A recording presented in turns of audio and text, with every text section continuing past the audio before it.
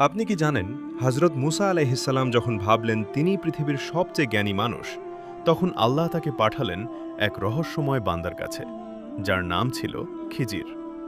দুই সমুদ্রের মোহনায় তাদের দেখা হলো।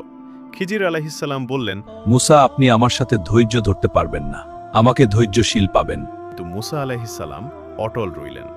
শুরু হলো এক সফর।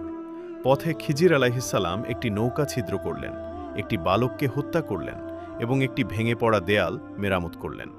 মুসা আলাইহিসসালাম অবাক হয়ে বারবার প্রশ্ন করলেন, কেন এমন করলেন? খিজির আলাইহিসসালাম রহস্যের পর্দা ফাঁস করে বললেন, নৌকাটি ছিল গরিবদের, যা এক জালেম রাজা কেড়ে নিতে চেয়েছিল। বালকটি ছিল অবাধ্য, যার বদলে আল্লাহ তার বাবা মাকে নেক সন্তান দেবেন। আর দেয়ালের নিচে ছিল এতিমদের গুপ্তধন। সুবহানাল্লাহ! আমরা যা দেখি তার অন্তরালে আল্লাহর এক বিশাল পরিকল্পনা থাকে।